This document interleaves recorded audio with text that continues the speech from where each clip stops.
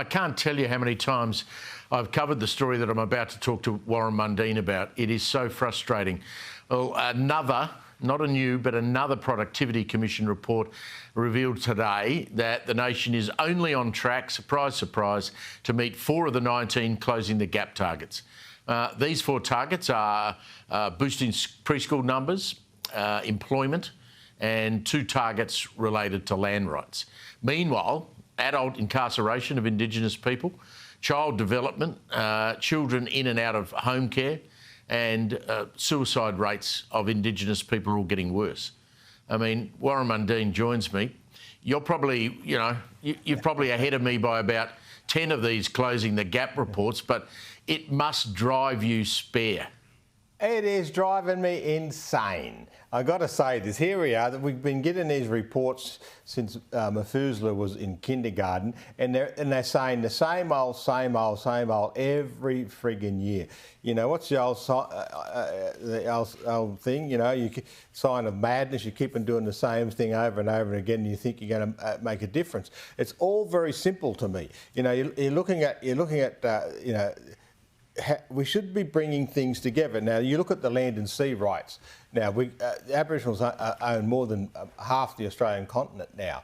Why don't we turn that into an economic base where we're able then to get jobs for the parents, get education programs for the kids, and start building strong communities which are economically good and that are safe and things and healthy. And this is the things that we should be looking at. I look at some of this stuff. You know, I did a report for the Malinakas government in South Australia in 2016 when he was the corrective services person, and we come up with these ideas about reoffending, about how do we get people into diversionary programs, how we get people into jobs and everything that reduces crime.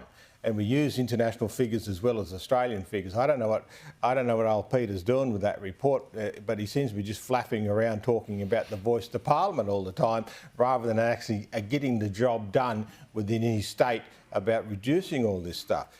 Look, I just go mad. It's not hard. You got to get the kids into school. You got to get into reading, writing, arithmetic. You got to get into phonics. They got to get real skills, learning about STEM and everything like that. You know, we got to cut all this gaming education out. You know, where they're learning about all this, truth telling and all this type of stuff. Yes, it's important to do that in history and learn about things, but get back to the basics that's going to create jobs for people and training them and that. Now you're owning all this land. Why don't we get these mining projects off the ground? Why don't we get these gas projects off the ground? Why don't we get all these other projects off the ground that can actually get economic development within their community, where the Aboriginal people are getting jobs, running businesses and contributing to their community and growing into an economic base for them and a future for their people? Well, I know that both yourself and Jacinda Nampijinpa Price, I mean, you talk common sense about these things, and one of the things that you both say is if you want to make a difference, start by chasing the money. Where's the money going? I mean, closing the gap, I mean, we should ask, why is there a gap, and what are you doing with all the money that Australian taxpayers are ploughing into closing the gap, because it ain't working?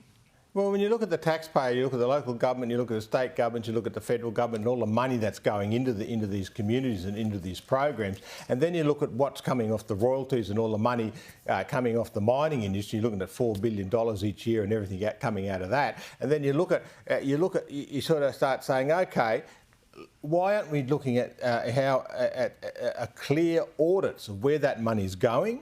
Is it actually doing what they said they were going to do? Is it getting the results that they're supposed to be getting? And obviously they're not, because we've read the Closing the Gap report, and every year it's the same old thing again.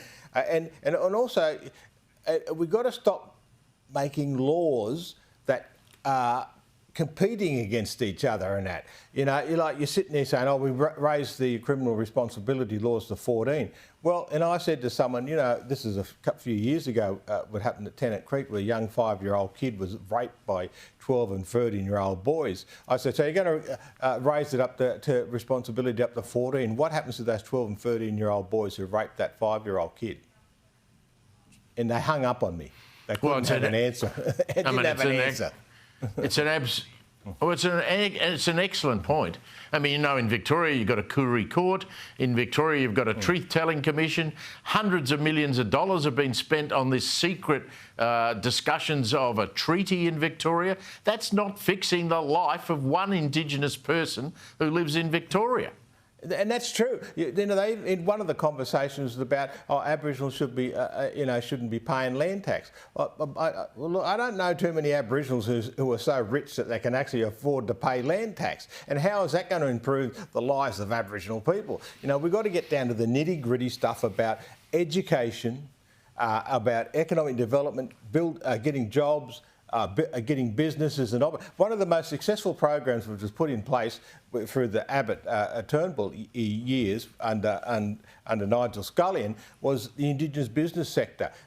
They set that up in 2015. $6.7 million was that economy. It is now going up between $12 billion, and it's creating 45,000 jobs. 25,000 jobs for Aboriginals, 20,000 jobs for other people who are working within those Indigenous businesses. And I'm sitting and I said, why can't you do simple things like that? You know, and our kids not going to school. We've got to get our kids to school. Education is the key. It has always been the key of improving your life and making your community safe. Absolutely. You speak too much common sense, Warren. Thank you very much for joining us again. I appreciate it very much. Too much common sense.